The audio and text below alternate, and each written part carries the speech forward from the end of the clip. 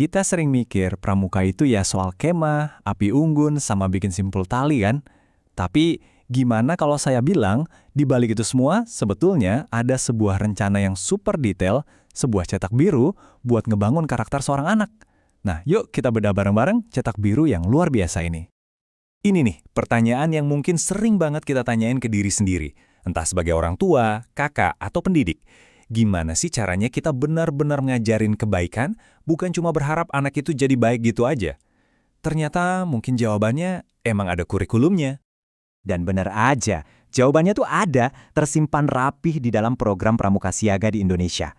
Mereka nggak cuma berharap, tapi benar-benar ngebuat petanya, mengubah ide abstrak soal karakter baik, jadi langkah-langkah nyata yang bisa diajarin.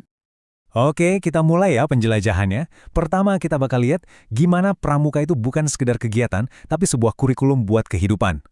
Terus, kita bongkar 5 pilar yang jadi fondasinya, dari spiritual sampai fisik. Dan akhirnya, kita bakal lihat apa sih tujuan akhir dari semua ini. Siap? Jadi buat anak-anak umur 7-10 tahun, pramuka siaga itu bukan sekadar eskul biasa. Coba bayangin deh, ada rumah, ada sekolah. Nah, pramuka ini jadi kayak ruang ketiga, sebuah lingkungan keluarga bahagia, tempat mereka bisa tumbuh dengan cara yang benar-benar beda. Kunci keajaibannya tuh ada di sini, di konsep yang namanya kiasan dasar. Ini jenius banget. Setiap istilah itu punya makna yang dalam. Bahkan kata siaga aja itu sendiri, itu tuh merujuk ke momen bersejarah waktu bangsa Indonesia mulai bersiaga buat merdeka. Jadi dari awal banget, anak-anak ini udah diajak jadi bagian dari cerita besar bangsa mereka. Keren kan?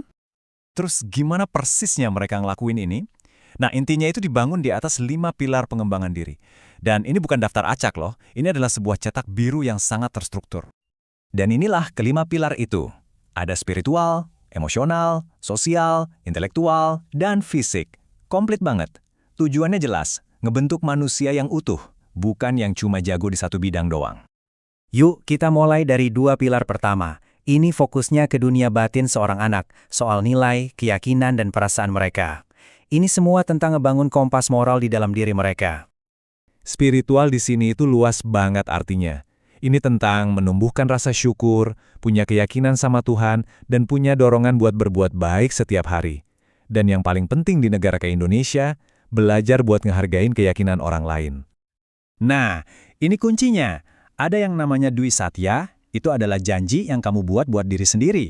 Terus ada Dwi Dharma, itu aturan main dalam kehidupan sehari-hari. Satu itu komitmen ke dalam, yang satunya lagi itu aksi keluar. Dua-duanya ini ngebentuk inti dari kecerdasan emosional. Coba deh, dengerin kalimat sederhana dari Dwi Dharma ini. Siaga itu berani dan tidak putus asa. Wah, dalam banget. Dalam satu kalimat pendek ditanamin pelajaran soal ketangguhan. Bukan cuma berani fisik, tapi juga punya kekuatan mental buat nggak nyerah pas lagi susah. Oke, kita geser ke pilar berikutnya.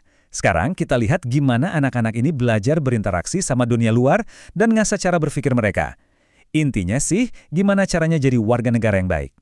Lihat deh betapa praktisnya ini semua. Jadi pengembangan sosial itu bukan cuma teori. Mereka belajar hal-hal yang nyata, hafal lagu kebangsaan, paham arti bendera, sampai nurutin aturan.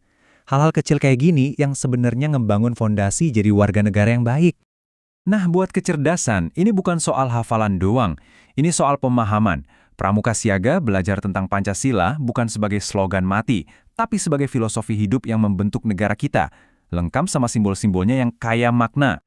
Ngomong-ngomong soal simbol, coba tebak deh, ada berapa sih makna filosofis di balik lambang gerakan pramuka, si tunas kelapa itu? Jawabannya, ada 6. Dan ini dia keenamnya. Luar biasa ya, gimana satu simbol tunas kelapa bisa ngajarin begitu banyak hal. Mulai dari jadi orang yang kuat, gampang adaptasi, punya cita-cita tinggi, punya prinsip yang kokoh, sampai akhirnya jadi orang yang berguna buat sesama.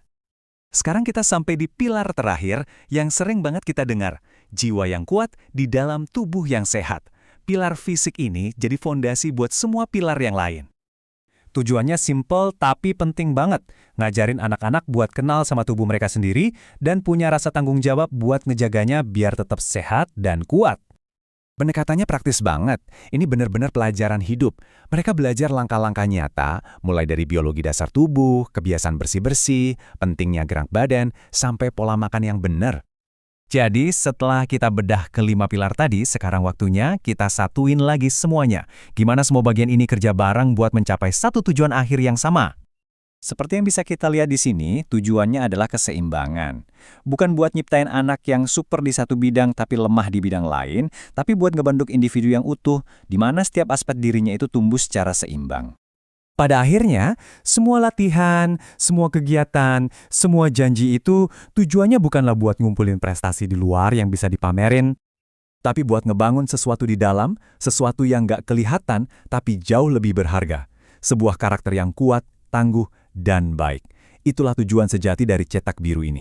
Dan ini ngebawa kita ke sebuah pemikiran akhir. Entah itu lewat pramuka atau cara lain, coba deh bayangin. Gimana jadinya kalau setiap anak punya cetak biru kayak gini buat jadi orang baik? Bukan cipta harapan, tapi sebuah rencana.